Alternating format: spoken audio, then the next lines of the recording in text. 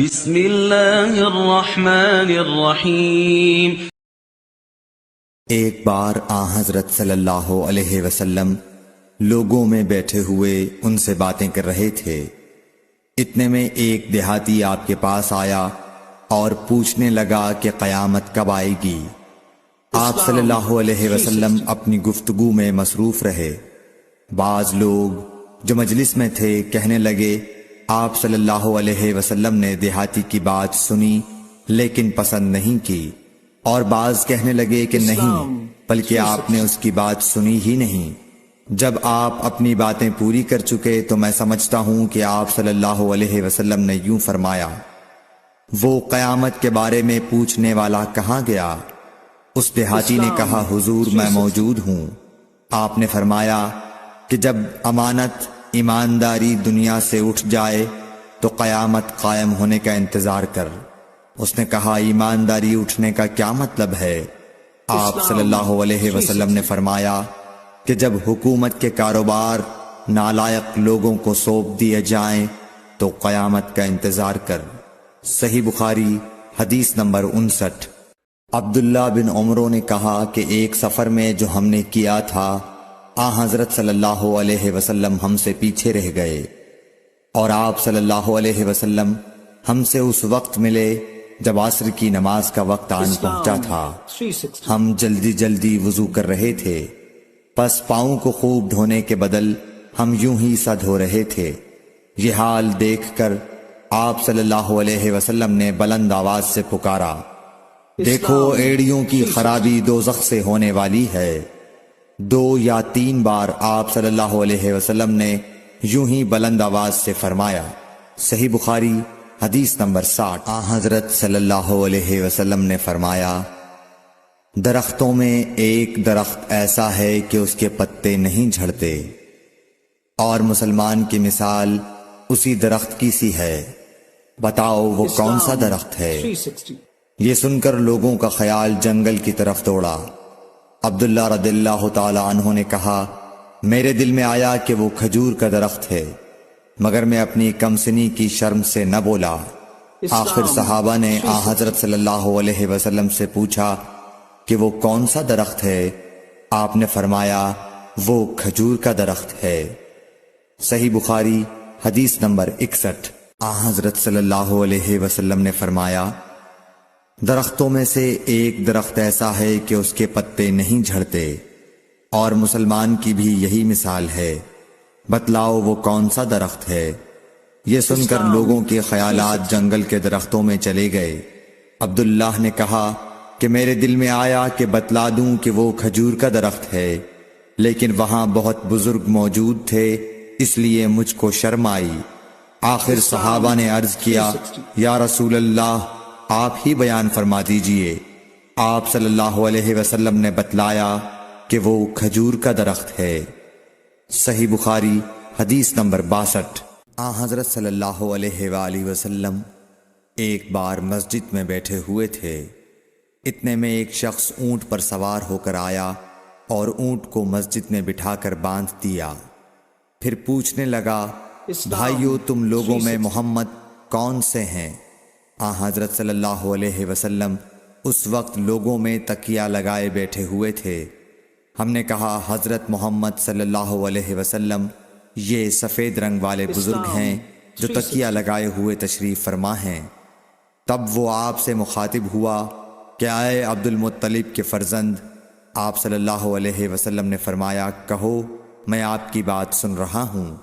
وہ بولا، میں آپ سے کچھ دینی باتیں دریافت کرنا چاہتا ہوں، اور ذرا سختی سے بھی پوچھوں گا تو آپ اپنے دل میں برا نہ مانیے گا۔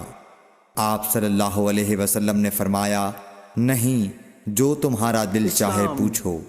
تب اس نے کہا کہ میں آپ کے رب اور اگلے لوگوں کے رب تبارک و تعالی کی قسم دے کر پوچھتا ہوں، کیا آپ کو اللہ نے دنیا کے سب لوگوں کی طرف رسول بنا کر بھیجا ہے؟ آپ صلی اللہ علیہ وسلم نے فرمایا، ہاں یا میرے اللہ۔ پھر اس نے کہا، میں آپ کو اللہ کی قسم دیتا ہوں، کیا اللہ نے آپ کو رات دن میں 5 نمازیں پڑھنے کا حکم فرمایا ہے؟ آپ صلی اللہ علیہ وسلم نے فرمایا، ہاں یا میرے اللہ۔ پھر کہنے لگا میں آپ کو اللہ کی قسم دے کر پوچھتا ہوں کہ کیا اللہ نے آپ کو یہ حکم دیا ہے کہ سال بھر میں اس مہینے رمضان کے روزے رکھو؟ آپ صلی اللہ علیہ وسلم نے فرمایا ہاں یا میرے اللہ۔ پھر کہنے لگا میں آپ کو اللہ کی قسم دے کر پوچھتا ہوں کہ کیا اللہ نے آپ کو یہ حکم دیا ہے کہ آپ ہم میں سے جو مالدار لوگ ہیں ان سے زکوٰۃ وصول کر کے ہمارے محتاجوں میں بانٹ دیا کریں؟ حضرت صلی اللہ علیہ وسلم نے فرمایا ہاں یا میرے اللہ۔ تب وہ شخص کہنے لگا جو حکم آپ اللہ کے پاس سے لائے ہیں میں ان پر ایمان لایا، اور میں اپنی قوم کے لوگوں کا جو یہاں نہیں آئے ہیں بھیجا ہوا تحقیق حال کے لیے آیا ہوں۔ صحیح بخاری حدیث نمبر 63۔ رسول اللہ صلی اللہ علیہ وسلم نے ایک شخص کو اپنا ایک خط دے کر بھیجا اور اسے یہ حکم دیا کہ اسے حاکم بحرین کے پاس لے جائے۔ بحرین کے حاکم نے وہ خط کسرا شاہ ایران کے پاس بھیج دیا۔ جس وقت اس نے وہ خط پڑھا تو چاک کر ڈالا۔ راوی کہتے ہیں اور میرا خیال ہے کہ ابن مسیب نے اس کے بعد مجھ سے کہا کہ اس واقعے کو سن کر رسول اللہ صلی اللہ علیہ وسلم نے اہل ایران کے لیے بد دعا کی کہ وہ بھی چاک شدہ خط کی طرح ٹکڑے ٹکڑے ہو جائیں۔ اللہ نے بہت جلد اپنے سچے رسول صلی اللہ علیہ وسلم کی دعا کا اثر ظاہر کر دیا۔ صحیح بخاری حدیث نمبر 64۔ رسول اللہ صلی اللہ علیہ وسلم نے کسی بادشاہ کے نام دعوت اسلام دینے کے لیے ایک خط لکھا یا لکھنے کا ارادہ کیا تو آپ صلی اللہ علیہ وسلم سے کہا گیا کہ وہ بغیر مہر کے خط نہیں پڑھتے، یعنی بے مہر کے خط کو مستند نہیں سمجھتے۔ تب آپ صلی اللہ علیہ وسلم نے چاندی کی انگوٹھی بنوائی جس میں محمد الرسول اللہ کندہ تھا۔ صحیح بخاری حدیث نمبر 65۔ ایک مرتبہ رسول اللہ صلی اللہ علیہ وسلم مسجد میں تشریف فرما تھے اور لوگ آپ صلی اللہ علیہ وسلم کے ارد گرد بیٹھے ہوئے تھے کہ 3 آدمی وہاں آئے۔ ان میں سے 2 رسول اللہ صلی اللہ علیہ وسلم کے سامنے پہنچ گئے اور ایک واپس چلا گیا۔ پھر وہ دونوں رسول اللہ صلی اللہ علیہ وسلم کے سامنے کھڑے ہو گئے۔ اس کے بعد ان میں سے ایک نے جب مجلس میں ایک جگہ کچھ گنجائش دیکھی تو وہاں بیٹھ گیا، اور دوسرا اہل مجلس کے پیچھے بیٹھ گیا، اور تیسرا جو تھا وہ لوٹ گیا۔ تو جب رسول اللہ صلی اللہ علیہ وسلم اپنی گفتگو سے فارغ ہوئے تو صحابہ رضی اللہ عنہم سے فرمایا کیا تمہیں 3 آدمیوں کے بارے میں نہ بتاؤں؟ تو سنو۔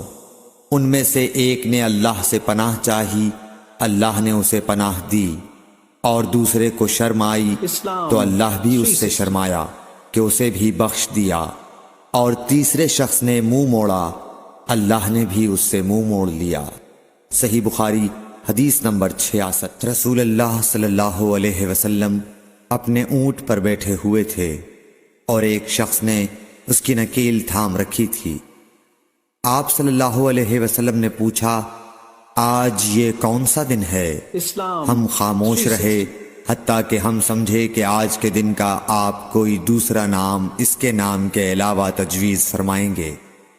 پھر آپ صلی اللہ علیہ وسلم نے فرمایا کیا آج قربانی کا دن نہیں ہے؟ ہم نے عرض کیا بے شک۔ اس کے بعد آپ صلی اللہ علیہ وسلم نے فرمایا یہ کون سا مہینہ ہے؟ ہم اس پر بھی خاموش رہے اور یہی سمجھے کہ اس مہینے کا بھی آپ اس کے نام کے علاوہ کوئی دوسرا نام تجویز فرمائیں گے۔ پھر آپ صلی اللہ علیہ وسلم نے فرمایا کیا یہ ذو الحجہ کا مہینہ نہیں ہے؟ ہم نے عرض کیا بے شک۔ آپ صلی اللہ علیہ وسلم نے فرمایا تو یقیناً تمہاری جانیں اور تمہارے مال اور تمہاری آبرو تمہارے درمیان اسی طرح حرام ہیں جس طرح آج کے دن کی حرمت تمہارے اس مہینے اور اس شہر میں ہے۔ بس جو شخص حاضر ہے اسے چاہیے کہ غائب کو یہ بات پہنچا دے، کیونکہ ایسا ممکن ہے کہ جو شخص یہاں موجود ہے وہ ایسے شخص کو یہ خبر پہنچائے جو اس سے زیادہ یاد رکھنے والا ہو۔ صحیح بخاری حدیث نمبر 67۔ رسول اللہ صلی اللہ علیہ وسلم نے ہمیں نصیحت فرمانے کے لیے کچھ دن مقرر کر دیے تھے، اس ڈر سے کہ کہیں ہم کبھی دخاطر نہ ہو جائیں۔ صحیح بخاری حدیث نمبر 68۔ آپ صلی اللہ علیہ وآلہ وسلم نے فرمایا، آسانی کرو اور سختی نہ کرو، اور خوش کرو اور نفرت نہ دلاؤ۔ صحیح بخاری حدیث نمبر 69۔ عبداللہ ابن مسعود ہر جمعرات کے دن لوگوں کو وعظ سنایا کرتے تھے۔ ایک آدمی نے ان سے کہا، اے ابو عبد الرحمن، میں چاہتا ہوں کہ تم ہمیں ہر روز وعظ سنایا کرو۔ انہوں نے فرمایا، تو سن لو کہ مجھے اس امر سے کوئی چیز مانع ہے تو یہ کہ میں یہ بات پسند نہیں کرتا کہ کہیں تم تنگ نہ ہو جاؤ، اور میں وعظ میں تمہاری فرصت کا وقت تلاش کیا کرتا ہوں، جیسا کہ رسول اللہ صلی اللہ علیہ وسلم اس خیال سے کہ ہم کبھی دخاطر نہ ہو جائیں وعظ کے لیے ہمارے اوقات فرصت کا خیال رکھتے تھے۔ صحیح بخاری حدیث نمبر 70۔ رسول اللہ صلی اللہ علیہ وسلم نے فرمایا، جس شخص کے ساتھ اللہ تعالی بھلائی کا ارادہ کرے اسے دین کی سمجھ عنایت فرما دیتا ہے، اور میں تو محض تقسیم کرنے والا ہوں، دینے والا تو اللہ ہی ہے، اور یہ امت ہمیشہ اللہ کے حکم پر قائم رہے گی، اور جو شخص ان کی مخالفت کرے گا انہیں نقصان نہیں پہنچا سکے گا یہاں تک کہ اللہ کا حکم قیامت آ جائے اور یہ عالم فنا ہو جائے۔ صحیح بخاری حدیث نمبر 71۔ عبداللہ بن عمر رضی اللہ تعالی عنہ کہتے تھے کہ ہم رسول اللہ صلی اللہ علیہ وسلم کی خدمت میں حاضر تھے کہ آپ صلی اللہ علیہ وسلم کے پاس کھجور کا ایک گابھا لایا گیا۔ اسے دیکھ کر آپ نے فرمایا کہ درختوں میں ایک درخت ایسا ہے اس کی مثال مسلمان کی طرح ہے۔ ابن عمر کہتے ہیں کہ یہ سن کر میں نے ارادہ کیا کہ عرض کروں کہ وہ درخت کھجور کا ہے، مگر چونکہ میں سب میں چھوٹا تھا اس لیے خاموش رہا۔ پھر رسول اللہ صلی اللہ علیہ وسلم نے خود ہی فرمایا کہ وہ کھجور ہے۔ صحیح بخاری حدیث نمبر 72۔ رسول اللہ صلی اللہ علیہ وسلم کا ارشاد ہے کہ حسد صرف دو باتوں میں جائز ہے، ایک تو اس شخص کے بارے میں جسے اللہ نے دولت دی ہو اور وہ اس دولت کو راہ حق میں خرچ کرنے پر بھی قدرت رکھتا ہو، اور ایک اس شخص کے بارے میں جسے اللہ نے حکمت کی دولت سے نوازا ہو اور وہ اس کے ذریعے سے فیصلہ کرتا ہو اور لوگوں کو اس حکمت کی تعلیم دیتا ہو۔ صحیح بخاری حدیث نمبر 73۔ رسول اللہ صلی اللہ علیہ وآلہ وسلم نے فرمایا، ایک دن حضرت موسیٰ علیہ السلام بنی اسرائیل کی ایک جماعت میں بیٹھے ہوئے تھے کہ اتنے میں ایک شخص آیا اور اس نے آپ سے پوچھا، کیا آپ جانتے ہیں کہ دنیا میں کوئی آپ سے بڑھ کر عالم موجود ہے؟ حضرت موسیٰ علیہ السلام نے فرمایا، نہیں۔ اس پر اللہ تعالیٰ نے حضرت موسیٰ علیہ السلام کے پاس وحی بھیجی کہ ہاں، ہمارا بندہ خضر ہے جس کا علم تم سے زیادہ ہے۔ حضرت موسیٰ علیہ السلام نے اللہ سے دریافت کیا کہ خضر علیہ السلام سے ملنے کی کیا صورت ہے؟ اللہ تعالیٰ نے ایک مچھلی کو ان سے ملاقات کی علامت قرار دیا اور ان سے کہہ دیا کہ جب تم اس مچھلی کو گم کر دو تو واپس لوٹ جاؤ، تب خضر سے تمہاری ملاقات ہوگی۔ تب موسیٰ علیہ السلام چلے اور دریا میں مچھلی کی علامت تلاش کرتے رہے۔ اس وقت ان کے ساتھی نے کہا، جب ہم پتھر کے پاس تھے کیا آپ نے دیکھا تھا؟ میں اس وقت مچھلی کا کہنا بھول گیا اور شیطان ہی نے مجھے اس کا ذکر بھلا دیا۔ موسیٰ علیہ السلام نے کہا، اسی مقام کی ہمیں تلاش تھی۔ تب وہ اپنے نشانات قدم پر پچھلے پاؤں باتیں کرتے ہوئے لوٹے۔ وہاں انہوں نے خضر علیہ السلام کو پایا۔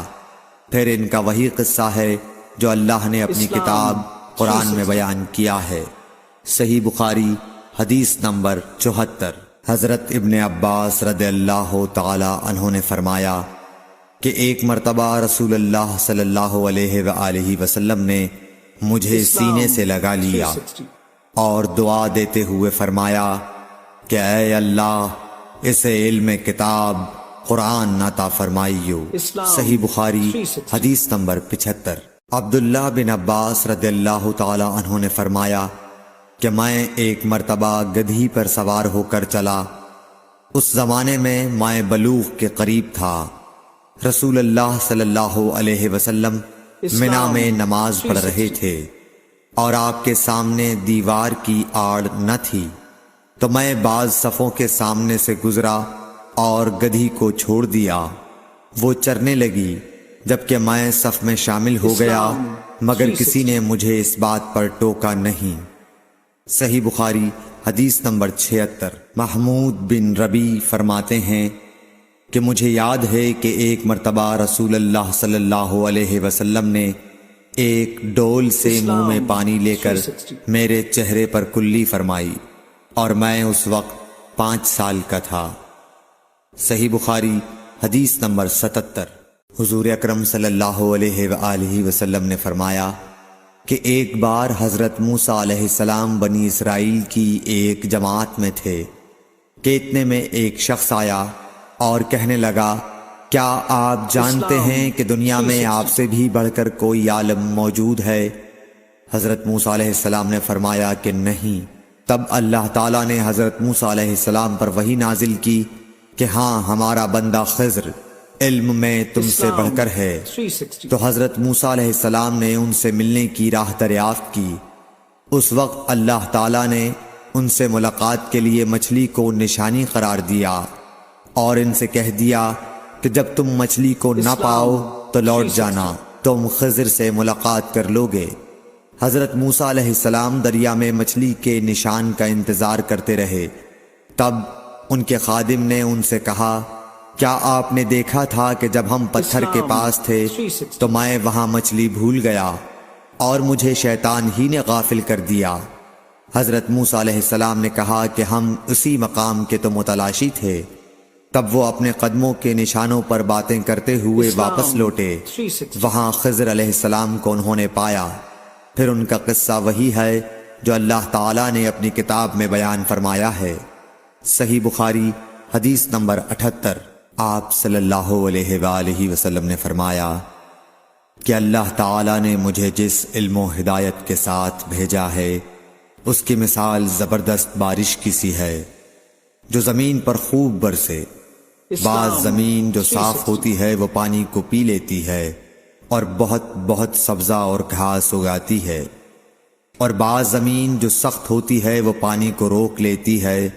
اس سے اللہ تعالیٰ لوگوں کو فائدہ پہنچاتا ہے، وہ اس سے سیراب ہوتے ہیں اور سیراب کرتے ہیں۔